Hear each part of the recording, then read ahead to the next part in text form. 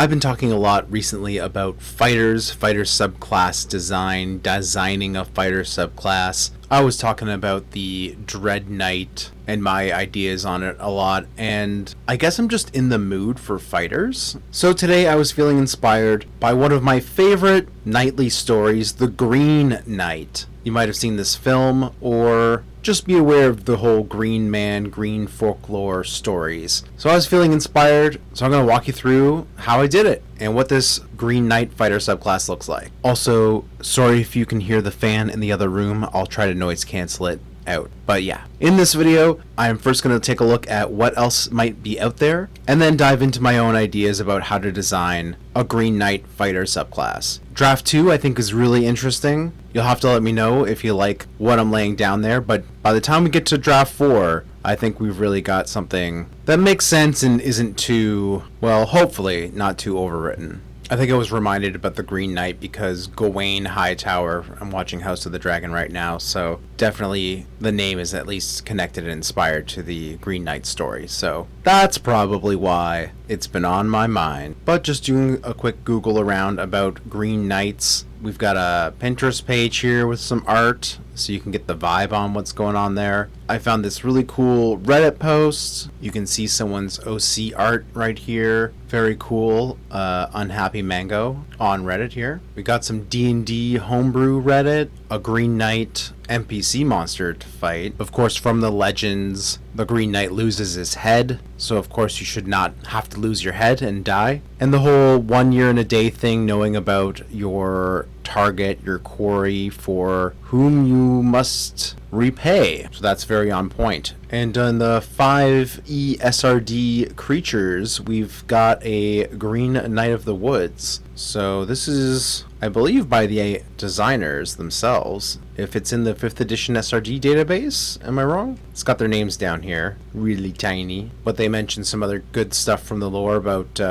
Green Knights making their homes in green chapels deep in the woods. That's a cool idea, maybe, to keep in mind. And of course, they also have the Headsman's Woe, which this seems like the perfect version of the idea to try to copy for maybe one of our abilities. If the Green Knight's head is severed by a vorpal weapon or by other means, magic vines sprout from its neck, and the head reattaches by the start of the Green Knight's next turn, so preventing it from dying. Then I found on this Gaming Brew site, looks like another fighter Green Knight subclass. They got the similar idea that I had, I see. This one's $2 to get, but you can see some previews here. It looks like they're doing some similar things to what I would just assume to do, like giving them some spell casting. Although this business about choosing from evocation and transmutation druid spells seems a little needlessly restrictive. They give you the spellcasting table, which just looks like the quartercaster, and then they give you proficiency in animal handling, nature, shillelagh for free. Yeah, all ideas that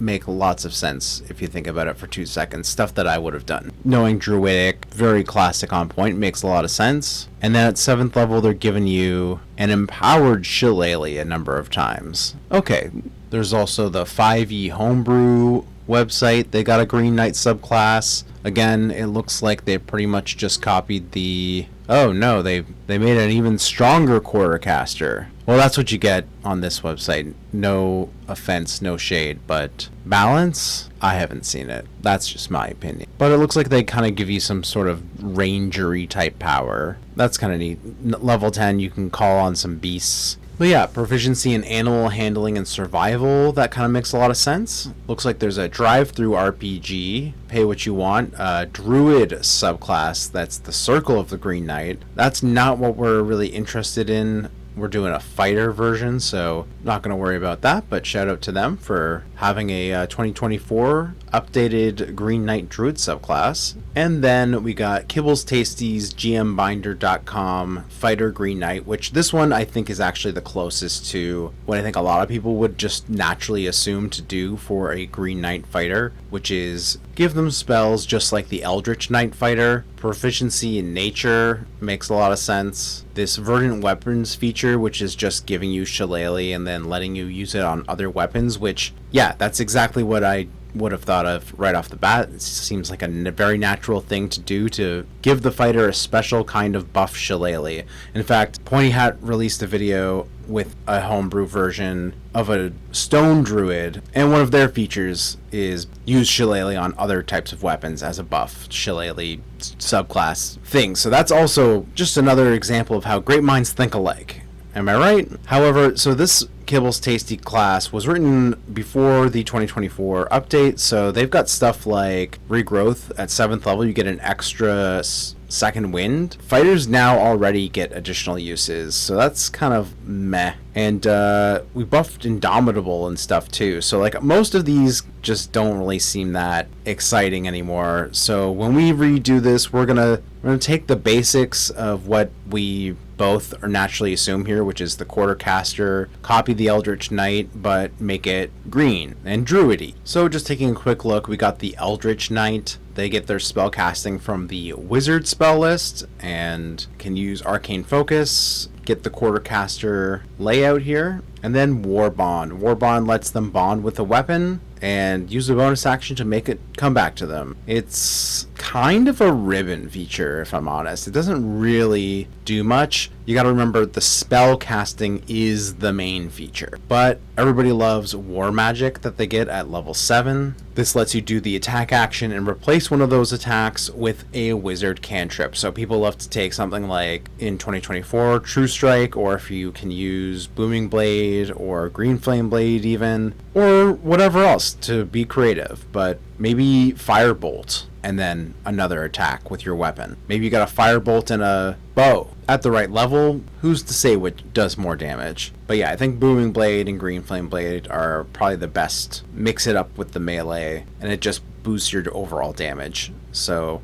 everybody loves War Magic. That's the, apart from the spell casting, everybody wants that level 7 feature from this class. Eldritch Strike, when you hit a creature, that creature has disadvantage on the next saving throw it makes against your spell, which makes sense, you know, for the wizard spell list Eldritch Knight. You're the Eldritch Knight after all. It makes sense that your spell casting is better. Arcane Charge just lets you teleport after you action surge. Okay, sure. And Improved War Magic, you can replace 2 of your attacks to cast a level 1 or 2 wizard spell instead. So at high levels, you get 3, then 4 extra attack. So you just replace 2 of those and cast a 1st or 2nd level spell. Honestly, pretty good. You are level 18, but like, yeah, that's fun. So now let's get into it. How do we go about making our own Green Knight? Obviously, the easy thought here is just to do the same thing as the Eldritch Knight, but instead of wizard cantrips, we're going to give them druid spell list. Wizard spell list, druid spell list. You get the same progression on 2 cantrips to start, a 3rd one at level 10. You get your spell slots, just like the Eldritch Knight, you're a Quartercaster, and you pretty much just replace all the words that say Eldritch and Eldritch and Wizard with the words that say Green and Druid, and that's pretty much all you have to know. Then I started thinking, okay, what could be our 3rd level power? I took some ideas from the Druidic Warrior, which is a ranger fighting style, but then I kind of realized that this is basically just the 2 cantrips that you get from this class anyway. I added in this option, but then honestly this whole thing kind of feels redundant. What I thought about was giving the fighter extra spells and things, maybe a few from the ranger side of things that you wouldn't get from getting access to druid spells, and then giving you some options so you select basically what I'm calling rights in order to have the option to customize your character a little bit. So we've got the Shillelagh Strikes, where you can imbue any weapon, not just the club or quarterstaff, but then don't change the damage die if it's not already higher. Easy, right? Green Magician, this is basically just a copy paste of the druid ability that gives you an extra cantrip and proficiency. They call it the Magician choice or the Warden choice. The Warden choice didn't really make a lot of sense to copy paste. So I wanted to make it, if you aren't wearing any armor, you get unarmored defense, so that you have the option of not wearing big cool green armor. But if you want to be more of like a au natural fighter, having this on the list means you have the option for that. Green tongue, this is again just like a copy paste from what you can get as a druid, and I thought green tongue, give them persuasion proficiency too. And if you're going to learn speak with animals, you might as well also get to learn the much inferior animal friendship too, anyway, just in case maybe you wanted to cast that one instead. I don't know. Fey companion, this is just an option that gets you a find familiar, which is again another thing that a druid gets to do by spending their wild shape on summoning a companion. So I was like, well, it kind of makes sense that we could do that. This verdant flames, the green flame blade cantrip, you're a fighter, you would love to cast green flame blade, wouldn't you? And it's green, so I think that makes perfect sense for you as a fighter who is a green knight. What else we got? We got sprouting strikes. Learn ensnaring strike. That's from the rangers list. You wouldn't get that normally. Same with green hunter, the hunter's mark. Same with hail of thorns. Got to modify it a little bit so that you can use it in different ways and sort of justify it as a special ability, I think. And then I started really going all out on these things. I thought up Nature's Awareness, give you the alarm spell for free, which again, it's from the ranger list, you don't normally get that, but then roll it in thematically, use your wisdom modifier instead of dexterity when rolling for initiative. That could be fun. Nature's Vigor, this is basically just the warlock's, I think it was in Xanathar's guide even, aspect of the moon invocation for the Pact of the Tome warlock, where you don't have to sleep anymore. But then I also kind of copy pasted the Mage Slayer feat to give you one extra Constitution saving throw success. And you're going to want that if you're concentrating on spells, especially if you take something like the Hunter's Mark thing. There you go. Flexibility, options, customization, it's all here. Green Sight even, another warlock invocation for the Devil's Sight. Maybe I like this too much. I don't know if it makes perfect sense, but I thought of a name for it that makes sense. So I said living creatures here. Maybe that just overcomplicates things and you don't need to say that, but I wanted to find a way to tie it into the greenness of it all. And then same with land attunement, maybe you want one or the other of these, which is why you have options. Tremor Sense out to 30 feet. Now Tremor Sense isn't really nearly as good as you think it is once you read through the spell, but in some later drafts I come back to that. The real problem is it just doesn't give you sight on anything you can sense. So at the end of the day, kind of what's the point? Anyway, Nature's Stride, your movement increases by 10 feet. This is like if you got the Long Strider spell always on, and then I gave dash as a bonus action. Maybe that's stepping on too many toes, like for the rogue, but it did feel really rangery to me. Try to like inject some flavor from the ranger side into this druid. And then the same idea with Nature's Leap, giving you jump and letting you be disengaging if you're in the middle of jumping. You can sort of leap aside, you dodge roll, disengage. You're not getting opportunity attack as long as you're jumping around. Green Veil, same idea, bonus action hide, but then this one copying from the old wood elf, letting you hide even when you're only lightly obscured. I wonder why they got rid of that. I feel like they could bring that back. That was a fun one. And then I kept trying to think of what spells to give these guys so that they all give you at least one first level spell that you can cast in addition to like the ability bonus. So Fog Cloud made the most sense for the Green Veil. And then this is where I think I started taking things too far. Throwing in spells that you already get as a druid and just giving you extra castings of them and making them slightly better. Like getting to add your wisdom modifier again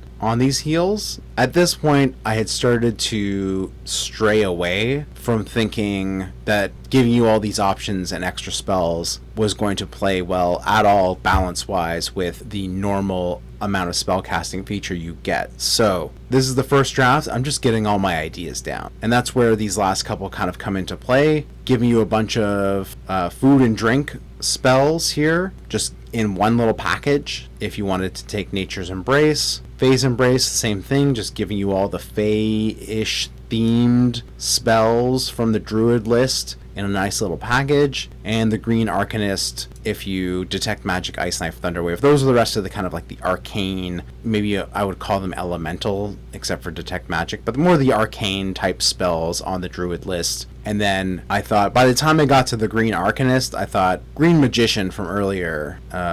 This can kind of become redundant in its own way. One extra cantrip, I don't know. So I thought by the time we get to what I'm thinking for revision number 2, we're not gonna need that. So I just moved down the wisdom bonus here. So this one makes a lot of sense too, because your intelligence checks, you're the green Arcanist, you get nature and arcana bonuses. It made a lot of sense to me to package that together. So the idea here essentially was that you get a couple of choices for these rights, and I was giving away 2 additional rights for each fighter level, 7, 10, and 15, which is basically the same thing as what the Battle Master gets, 2 additional maneuvers at 7, 10, and 15. Keep in mind this is the first draft, so we'll come back to that. Meanwhile, I tried to think of some cool stuff to do for level 7 that was as cool or equal to on power as the green as the Eldritch Knights level 7 war magic ability that lets them cast an extra cantrip. So once again, I love the idea of customizability and having lots of options. So I mean, that's what that whole list we just went over was all about, was giving you a bunch of extra options to choose from to really customize things. So that's where we get to our level 7 power. You're going to choose a path, basically. Do you want to be a verdant fighter, where this is basically war magic, but limiting it only to verdant flames, which is the green flame blade cantrip, or verdant strikes, which is the true strike cantrip. And if you're going to true strike, you might as well get to use your wisdom for the whole turn, was my thinking. The Primal Strike, this is basically copying from the Cleric side, same with Primal Potency. These are both Cleric abilities, essentially, that I thought made sense on a fighter. You can deal an extra 1d8 force or poison damage on a strike once per turn. And then how do I make that buff? This is like a little better. It's not just 1d8, because that's what the Cleric does. And it helps their damage a little bit, but we're a fighter. Shouldn't we have better stuff? And that's when I kind of added spending spell slots to do smites. I don't see how that's going to continue on, but again, we're on our first draft. I'm just taking you through my thoughts, how we got there, some ideas, getting them down on paper here, digital WordPad paper. Primal Potency, the same idea. You get to add your wisdom modifier to your cantrips. I said that take a magic action to cast, because otherwise it would apply potentially, or be confusing whether or not it applies to something like Shillelagh and all of the weapons that you hit using Shillelagh. And then I wanted to specify Produce Flame is a cantrip that you get on your druid spell list, and the way it works is you spend your bonus action to start it up, but then you use your magic action to then hurl the flame, so long as you've done the bonus action. It lasts 10 minutes, and then you can continue to hurl flames, making a ranged spell attack with your magic action. So I figured I should be nice and specify that you can add that extra damage when you throw your Produce Flame too, because it doesn't take a magic action to cast. But I thought that was the best way around that. And to be honest, because we're a fighter and I just don't see us necessarily using our cantrips all the time, like unless we were able to stack the verdant fighter type war magic type feature with that, then it's at the end of the day, how good is this? I want to make it a little better, so giving you an extra right to choose from earlier seemed like a good way to do that. And then I thought of, well, what else? Primal Potency, and then Primal Protection. There's the Defense Fighting Style, which gives you +1 AC, but that only works if you're wearing light, medium, or heavy armor. So if you chose that option earlier to have unarmored defense, well, you should be able to buff that somehow, just like the Defense Fighting Style. And then I figured roll that into buffing the Nature's Awareness from earlier. Instead of swapping your Dex and Wisdom modifiers for initiative rolls, now you can just add both. So it's a lot like the War Mage's ability to add their intelligence to their initiative. But we get that at level 7 fighter here. And then just choose one of those options. Lots of neat ideas in my opinion, but where are we going to land? Where are we going to end up for level 10? I figured all this time I've been throwing in the extra text to let you choose to deal poison damage instead of your normal type. So why not let you try to poison condition somebody if you deal poison damage to them? So I thought that made a lot of sense for a level 10 ability. Resistance to poison damage, very similar to other fighter subclasses like the Psi Warrior gets psychic damage immunity, and they're able to end the frightened or charmed condition by spending one of their resource die. This lets you, for a limited number of times, poison somebody, and you're resistant to poison. And then what are we going to do for level 15? Well, I just made it simple. Choose 3 extra rights, or choose an extra level 7 power. So you had 4 choices at level 7. Maybe choose an extra one to stack. Maybe you want protection and potency, or the verdant fighter and the primal potency. I mean, they don't stack actually the way I worded it, but maybe you should want to make them stack, and then you would be able to take both by level 15. Then we get to level 18. This is the idea I came up with. Eldritch Knights would have level 4 spells. Polymorph is a level 4 spell. I thought letting you cast it for free without concentration would be a really nice way to make it a special ability, and it really reminds me a lot, I think, of the Druid and their wild shape ability. Polymorph, the spell, it's normally concentration, it's an hour long, takes an action to cast. You can turn into a beast based on a challenge rating, getting a bunch of temporary hit points. It feels a lot like a Druid's wild shape, so getting a wild shape ability at our highest level seemed like a good way to cap things off. So here it is, my Green Knight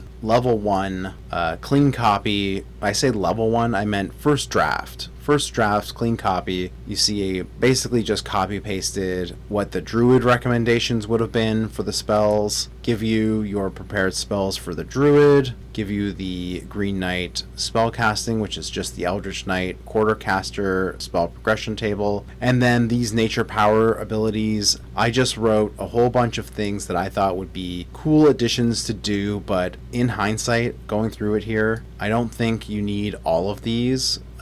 Also, I think maybe it's too powerful. I really overwrote the options here. I wanted to give you lots of flexibility in terms of what you choose, but if you can see, I wrote so many different things that it doesn't necessarily add up power-wise in terms of, like, for example, comparing this to the Eldritch Knight. The Eldritch Knight, basically, they get their spell casting at level 3, and then everything else is kind of a ribbon. So us giving you any kind of real power boost, and especially free spell castings per day on, like, all of these extra options, like from the Ranger list, these other Warlock Invocation type things that I threw in there. Again, the Tremor Sense, I got the idea to throw that in there from Pointy Hat's new Druid, Stone Druid. He had that on there, and I just thought, do you really need all these options and spell casting, or do you need this instead of spell casting? So that is sort of where I ended up from the first draft.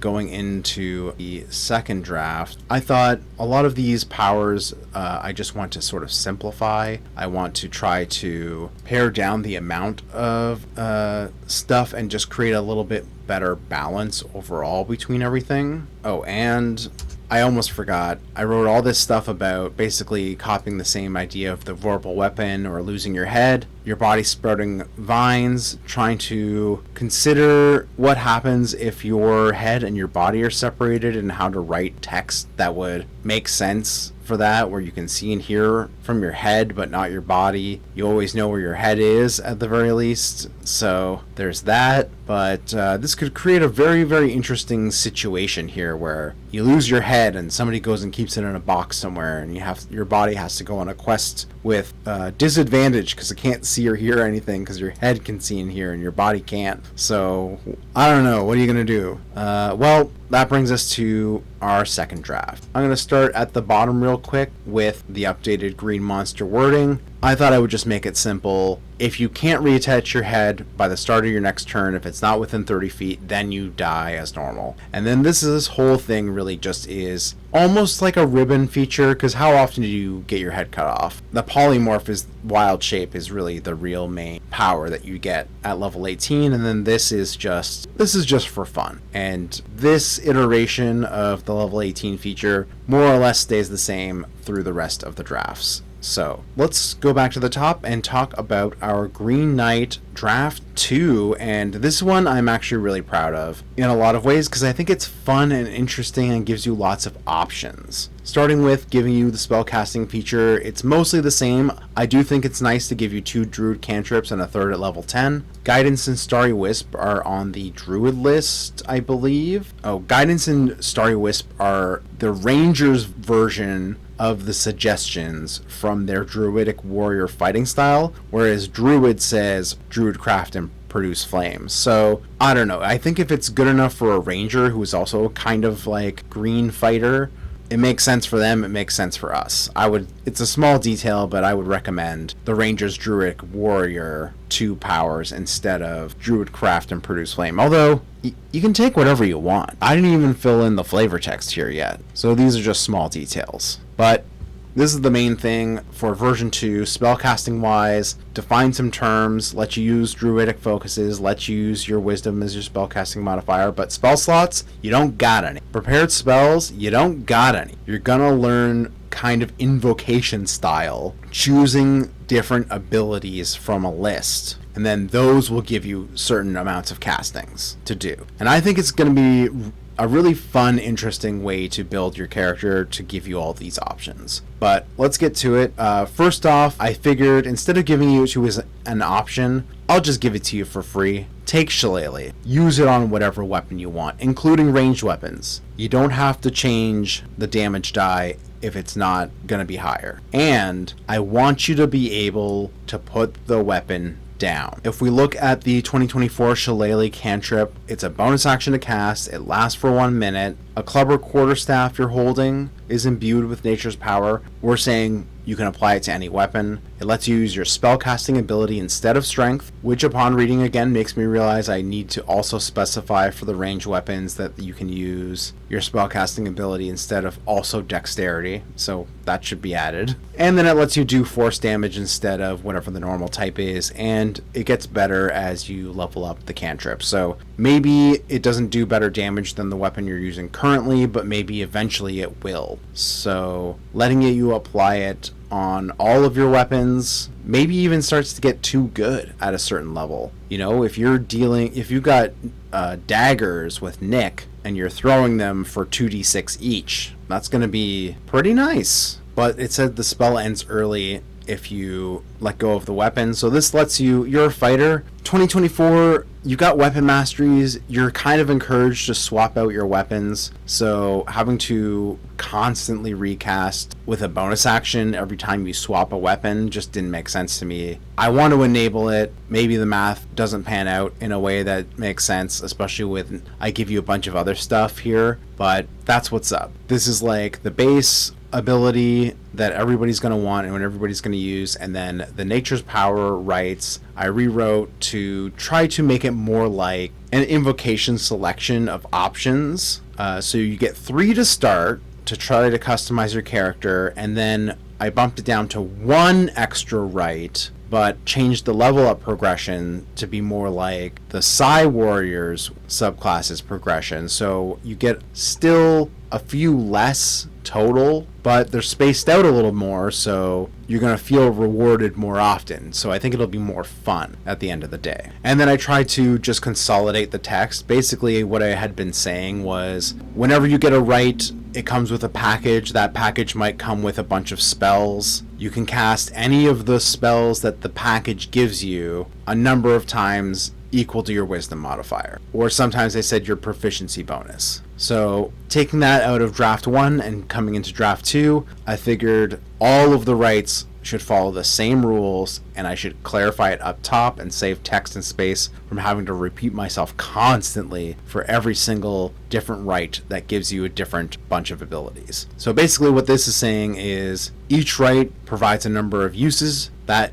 number of uses is going to equal actually half your wisdom modifier rounded up. And I said half because at the end of the day, I'm comparing this really closely to the Eldritch Knight, and they only get a certain number of prepared spells that they can know. They only get a certain number of spell slots that they can cast. And if I gave you your full ability, your full wisdom modifier number of castings, then you can cast way more spells than the Eldritch Knight ever could. Even though your flexibility is sort of more limited, it's also kind of not, because I actually give you more spell options known in each package if you choose to take them. So like at the end of the day, it was just too good. So limiting it to half your wisdom modifier rounded up in this case means you have closer to an Eldritch Knight's number of castings, but still kind of more.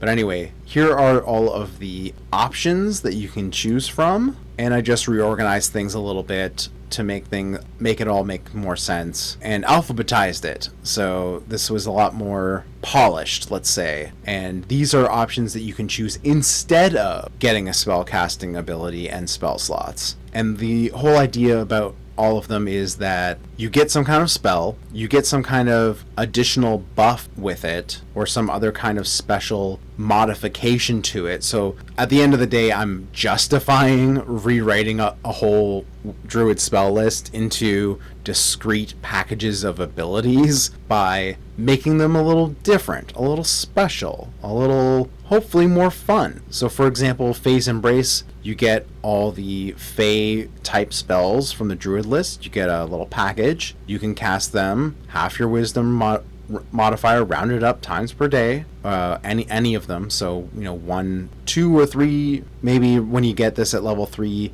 you'll have 2 castings. You can do Charm Person twice, you can do Fairy Fire twice, you can do Charm Person and a Fairy Fire, whatever you want. But you get essentially 2 uses of it if you have a wisdom modifier of 3 or 4. And then you get something extra, like advantage on charisma checks against beast, fey, and plant creatures that aren't currently hostile. This is kind of a ribbon, but also maybe kind of pretty strong, actually. And that's what I try to take into the philosophy for all of these options, and essentially let you choose what kind of Green Knight fighter you want to be. What kind of aesthetics and flavor and direction do you want to lean? You could be the Green Arcanist, a little bit closer to the magic-y side of things, but still in touch with nature. You could be the Green Hunter, get the Hunter's Mark spell, add some extra damage, and normally your rights you only get a certain number of uses per day. Well, I thought I would be nice and give you a little extra short rest Hunter's Mark use.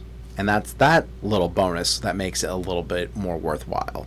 Green Leap's pretty much the same as last draft. Don't provoke opportunity attacks while you're jumping. And I just reorganized all the text so that it reads a little bit better and more consistently with everything. Green Sight, simplified it. Just take the Devil Sight option. If I'm going to have it on the list, why am I making it too complicated by saying living creatures? I like it for the flavor, but introducing edge cases like that in the rules often ends up just confusing people in terms of making it into more of a DM's ruling instead of just a clear and straightforward thing to do. Green Stride, again, you get Long Strider all the time, and you can cast Long Strider on other people so they can catch up with you. The Green Tongue ability is pretty much the same. Animal Friendship and Speak with Animals. I don't know why you would ever cast Animal Friendship instead of Speak with Animals, but hey, you got the option. You get to know Druidic, and you get to know Persuasion or have expertise in it. I think this is a great option to pick if you're leaning more towards the roleplay side of the Green Knight milieu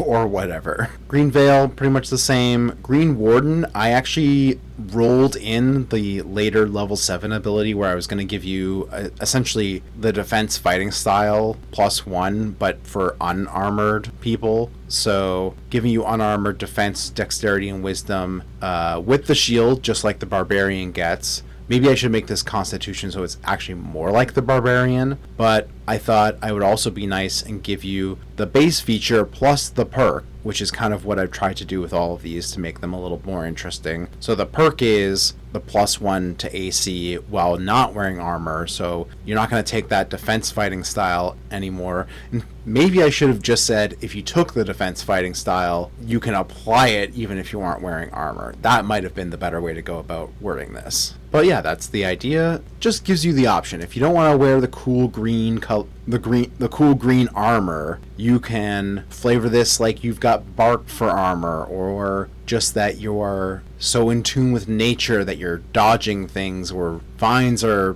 protecting you, or something like that. Then we get to Tremor Sense. I was hinting at this earlier. Tremor Sense is just not very good. A creature with Tremor Sense can pinpoint the location of a creature or moving object within a specific range, provided that creature is in contact with the same surface. So like the ground. So that's where the land attunement comes into it. I still want that flavor of being in touch with the ground and sensing the other creatures through the ground, which is the only reason why I didn't just say give them blind sight. Otherwise I would just say just take blind sight. The blind fighting style is a 10-foot, so I figured if you get 15-foot version, it's like just like a little bit better than taking that fighting style maybe. And I gotta make it a form of sight so that you can actually use it for something functional, because Tremor Sense, as it's worded, saying it can't detect creatures or objects in the air, that seems fair, and it doesn't count as a form of sight. That makes it basically worthless. So that's why you get this little bonus, just to modify things to make it a little bit better for you to, once again, justify writing it out as a whole ability to choose from. Moving on, Nature's Awareness, pretty much the same, but again, I took the level 7 buff and just rolled it in here so that everything feels like it's buffed a little bit. Everything comes with a little extra something. And while swapping could have been nice on its own, getting to add just makes this an appealing option.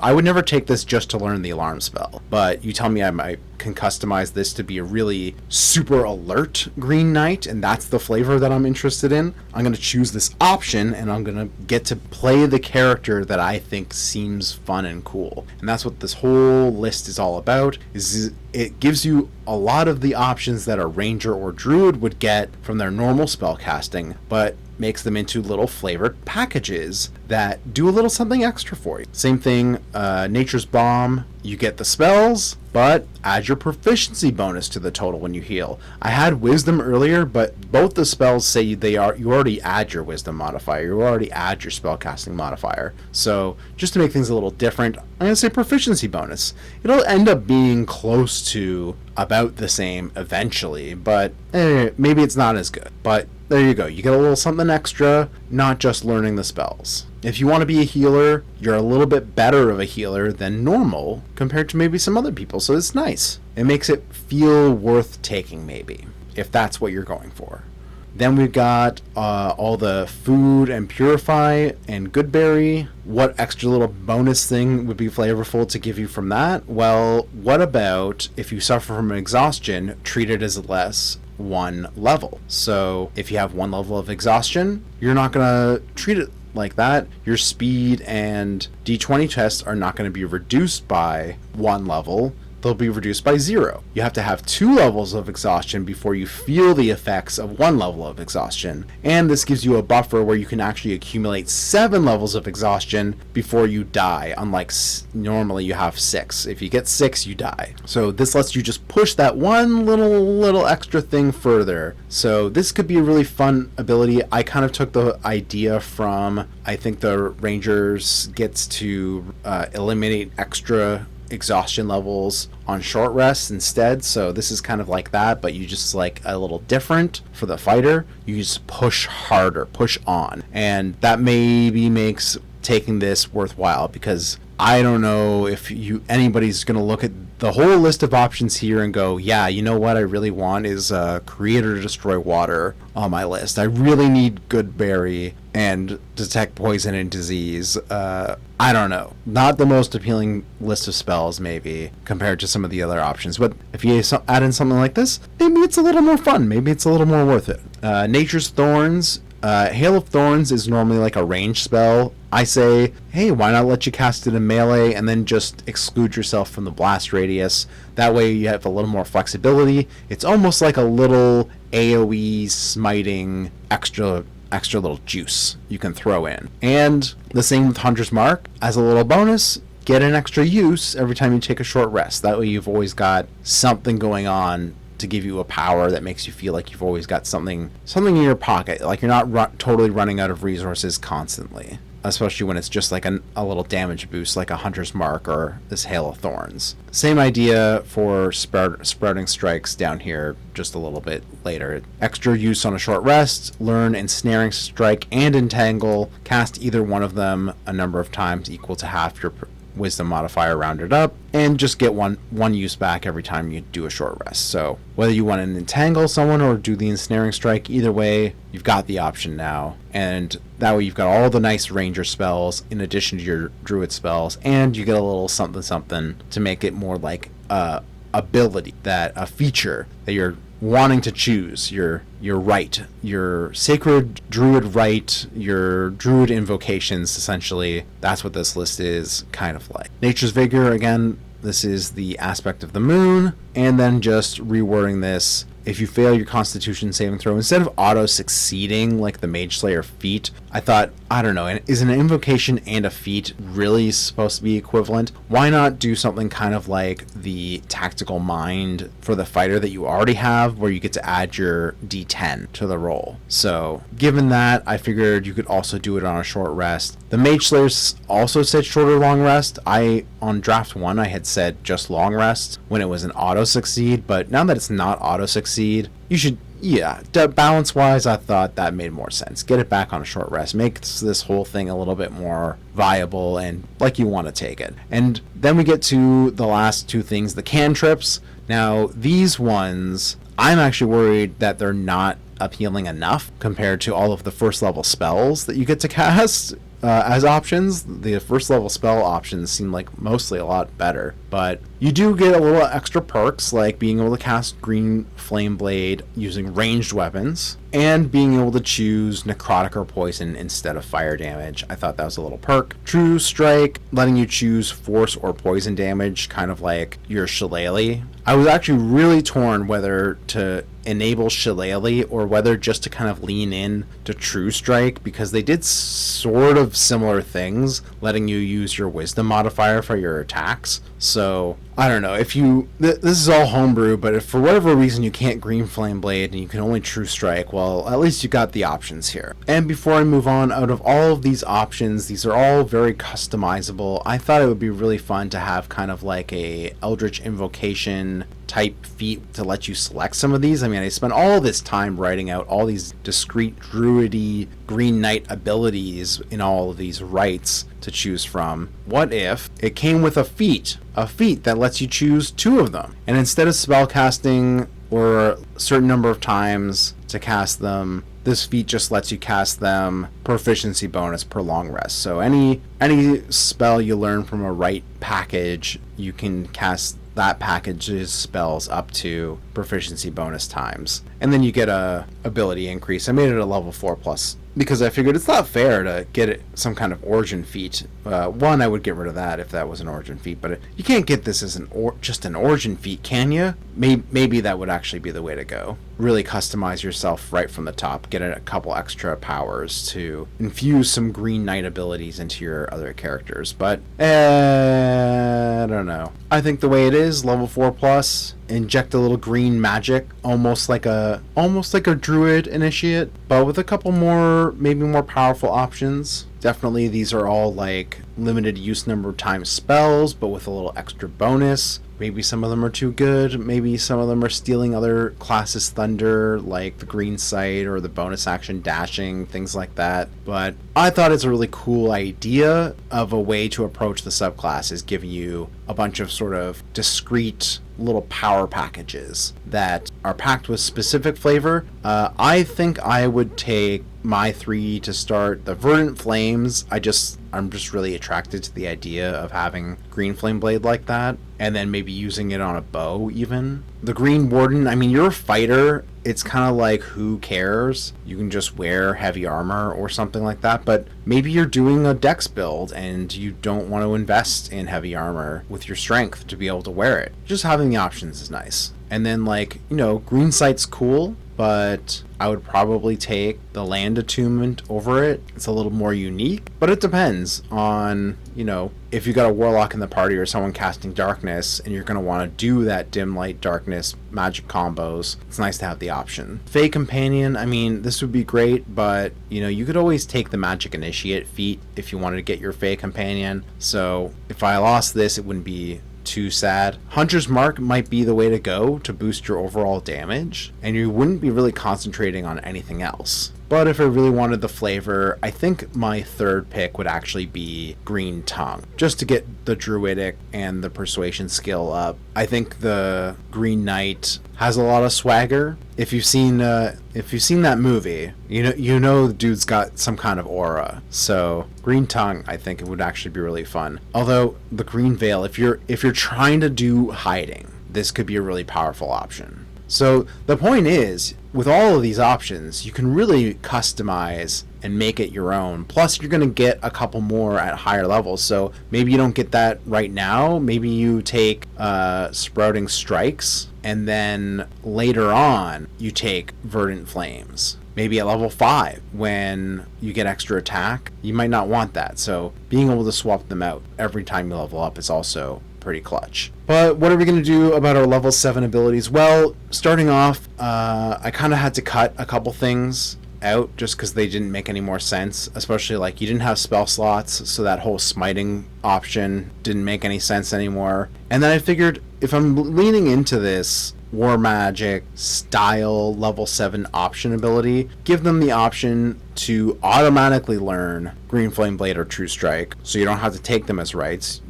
Get them as part of this package at level 7, and then don't make you cast specifically those. Cast any of the cantrips if you want. Same thing for Produce Flame, give you that extra option if you wanted to. Hurl it, this time I reworded it just to be a little bit more clear, because technically if I don't specify you have to cast with a magic action, you can just cast a cantrip. You could replace an attack that is normally a action or a bonus action. So Produce Flame is normally a bonus action, but this just, the way it's worded here, you just replace one of your attacks and cast a cantrip. So even though Produce Flame is a bonus action normally, you see where I'm going? You can cast it here. So if you do cast it here, then you don't need to also take the magic action to then hurl it. I'll let you save your bonus action, cast it as part of one of your cantrips, and still throw it as part of that attack that you're replacing, so that if you wanted to do Produce Flame, you can at the end of the day. And then the rest of that stuff didn't make much sense, but the Primal Potency,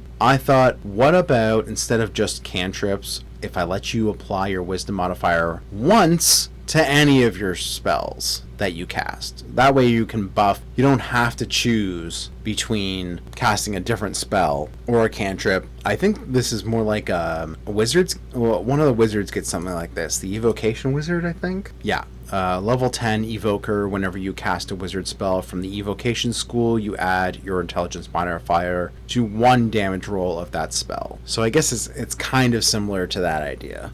Once per turn, whatever spell that you cast, get a little damage bonus bump. And once again, I wasn't confident that was gonna be the option, because you have to use your magic action. And is using your magic action to cast something and then doing a little extra damage really as good as being able to cast Green Flame Blade in place of one of your attacks? If you're attacking as a fighter, especially this is a level 7 power. When we get to level 11, we got 3 attacks. Using 1 magic action to throw a Produce Flame, even if it's doing 3d8 by then, versus making 3 attacks, I don't think so, buddy. So I also said get an extra power. Why not? And you might have caught excluding Nature's Wrath's rights. That's the other level 7 ability now, because we're not getting spells, so we have to have more stuff to do. And so I'm giving you new right options, and these new right options are all going to be like level 2 spells end up with a little something something extra. So before, the rights you could choose from at level 3, they were all first level spells and other such things like cantrips and other powers. These ones, they're going to be a little stronger, they're going to be level 2,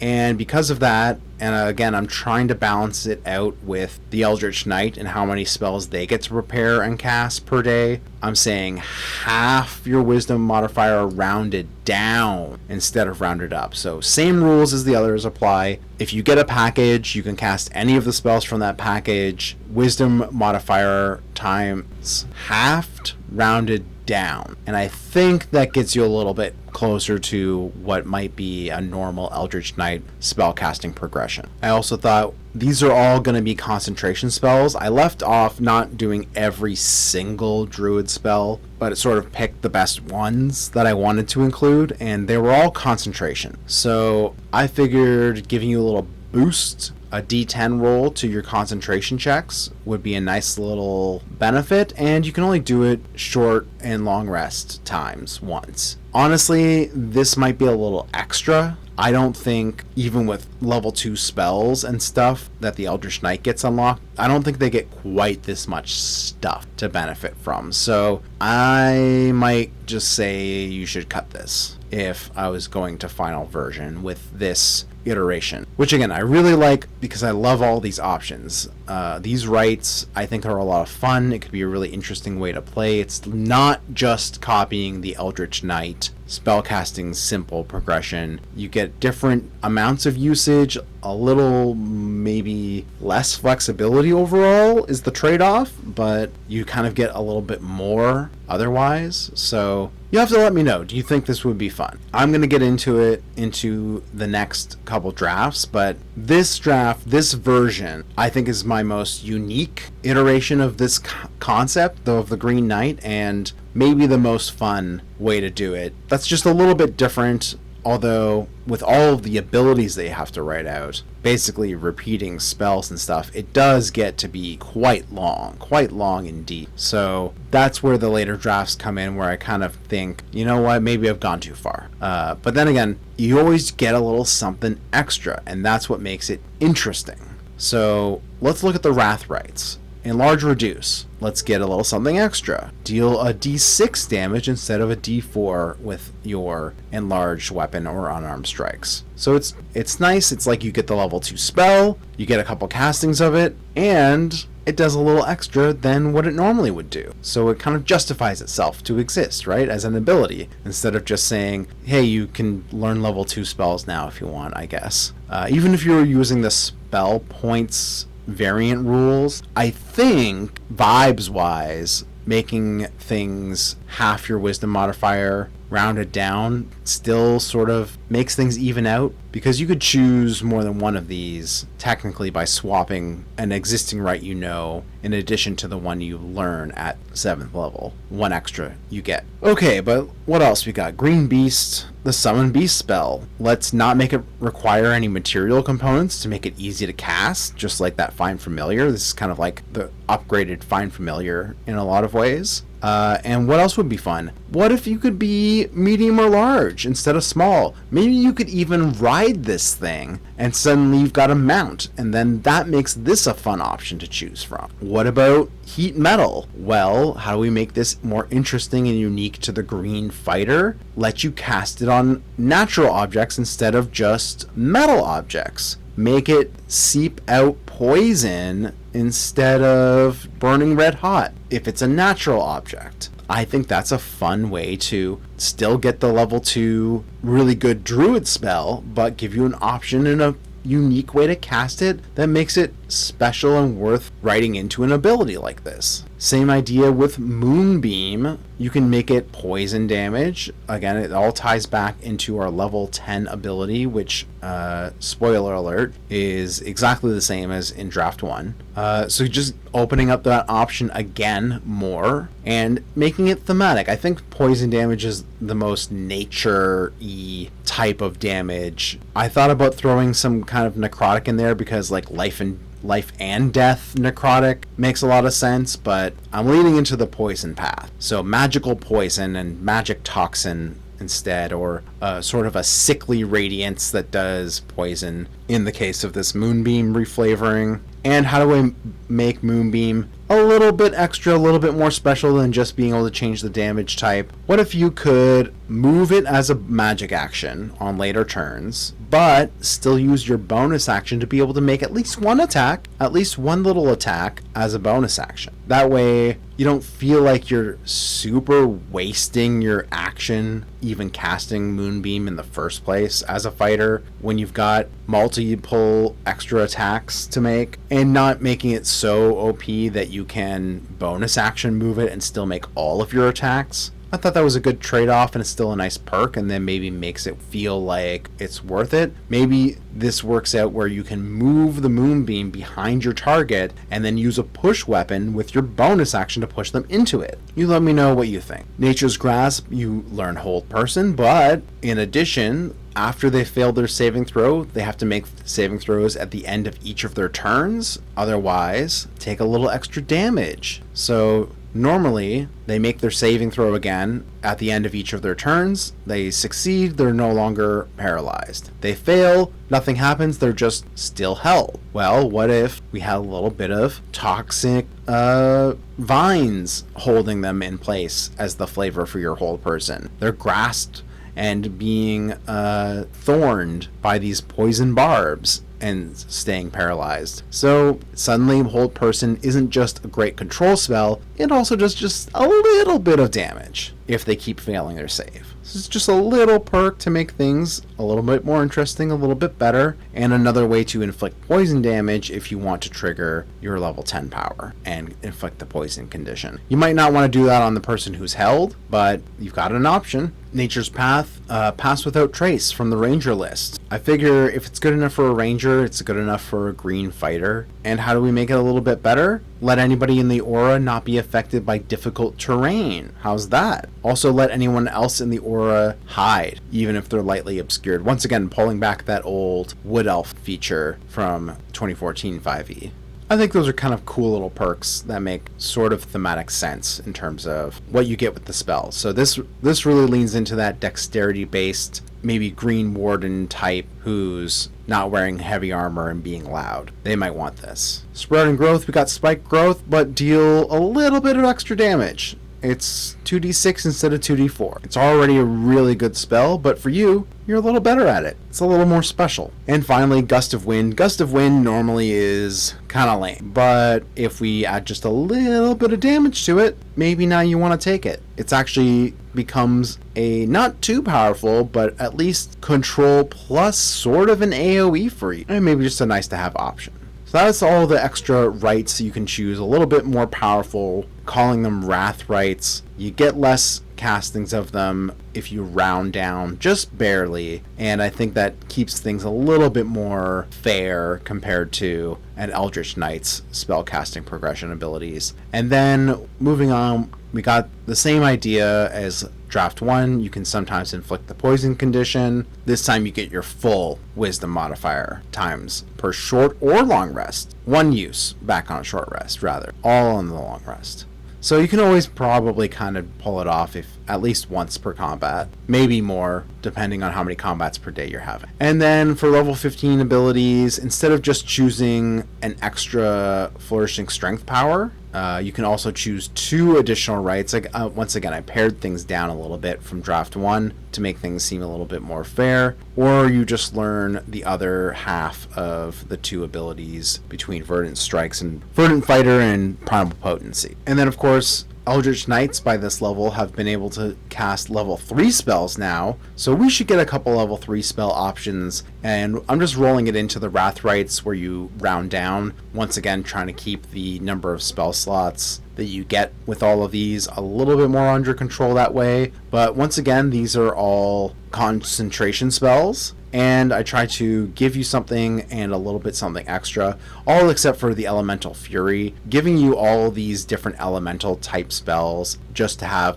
all of those options, even though you only can cast them the same number of times no matter which ones you choose. I thought 1, 2, 3, 4 different spells was enough of a perk in terms of the package. So by level 15, I'm assuming your wisdom's maxed out, easily done as a fighter. You're going to have 5, rounded down in half is 2. You're going to have still at level 15, just 2 castings per long rest of any of these level 3 slots, which, let's be fair, if we're looking at the fighter, they only have 2 and then just barely 3 level 3 spell slots at these high levels. So you're more or less on par, maybe making it out ahead even, if you consider that you can take this option and another one of these options and cast maybe 4 third level spells per long rest. You're actually almost a little ahead. Plus I'm buffing them. So yeah, maybe this is overpowered. Once again, you let me know what you think in those comments, please. But moving on, Green Fae, you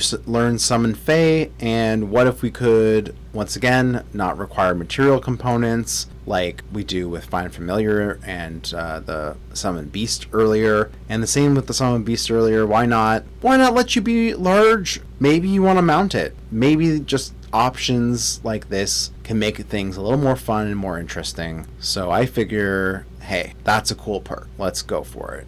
Conjure Animals, really good spell, great way to do extra damage. And the perk here, it's not anything special, it's just letting you do poison damage, which again plays into your level 10 ability a little bit, but Conjure Animals is already so good. It's almost like this, getting all 4 of these spells is just as good as getting this one spell. So yeah, that's all I did for that. And then Aura of Vitality, it doesn't normally add your wisdom modifier to the hit points, so just buffing that, making it just slightly better, so you're incentivized to maybe want to take this option. And then the green monster, this is pretty much the same as the previous draft, like I mentioned right at the start, except you just get the 1 turn to try to reattach your head. If you're not within 30 feet, then you die. And that is my Green Knight version 2 second draft. No spell slots casting, but invocation style option selection of similar to equivalent perhaps spell casting choices, but by having these discrete little packages that give you a little bonus something, I think it makes an interesting different kind of play style. Very highly customizable. You can make any kind of flexible Green Knight type fighter that you want out of this, and if anything I'm concerned about is that it's too good by comparison. Perhaps a little too many more spells versus the normal Eldritch Knight. I did try to balance it out a little bit, but once again, you'll have to let me know in the comments what you think of this. Would you want to play this? Do you think it needs to be tweaked in one way or the other? Or would you be happy to try this out the way it's written and just sort of see how it plays? I think, if anything, by giving you so many ways to go about customizing and giving you all these options, I might be stepping on the toes of other classes a little bit. I might be giving you just way too much flexibility in this subclass. It might be a little overwritten because it's so big and long and there's so many options. I have way more options even than the Battle Master, and they get a whole list of options. So I might have to cut it down a little bit. I definitely think I don't need to give you concentration bonuses, and maybe it's all just a little bit too much, but I still really like it. I think it's pretty cool. I think you've got so many different ways to build this type of character that you can have a lot of fun with, and all of the little perks that these abilities get add just a little something extra to make them worthwhile. Because I think as a fighter, and a fighter who's like a quarter caster, who's like not necessarily really focused on casting their spells, but maybe would like some utility and some extra options and maybe to do a little bit of extra damage, I think I've found ways to make using your spells a little bit more fun and a little bit more viable, even if you are wanting to mostly just take the attack and extra attack actions. So having all these different choices, flexibility, and different ways you can go about playing, like unarmored or Arcanist style or whatever it is you want to do. Find familiar. Yeah, that's my Green Knight idea. I do have, like I mentioned, draft 3 and 4, which is basically me going back to the drawing board and saying, hey, what if I've gone too far? What if I've taken things too far with Nature's Power and all of these discrete packages of abilities? What if we just kept it simple, did what was the obvious thing, gave you the Druid spell list, which is mostly recreated with all these abilities anyway, and just gave you the spell slots, and then I wouldn't have to worry about whether it's balanced or not with how I've gone about implementing it. It would be obvious. So that's what that is, but I have been recording for about 2 hours, so I figure this video will be more than long enough just covering the first 2 drafts. And this draft really was kind of like the highlight point, and then some further iteration from here where I actually kind of go back and really cut down, simplify, and maybe do some of the things that are a little bit more obvious. So I will go through that in a follow-up video, so I hope you will subscribe, and I will see you in that one. And once again, if you like what you see here, let me know. Well, maybe this had something going for it, and I should have stuck with this version of the design. But you'll have to stay tuned and let me know after you see the next one, which one you like better. But I hope you'll stick around. I hope you will join me to take a peek at my quote-unquote final draft version of my Green Knight subclass fighter idea. And yeah, that's it for now. Hope to see you then. Thanks for watching, and peace out.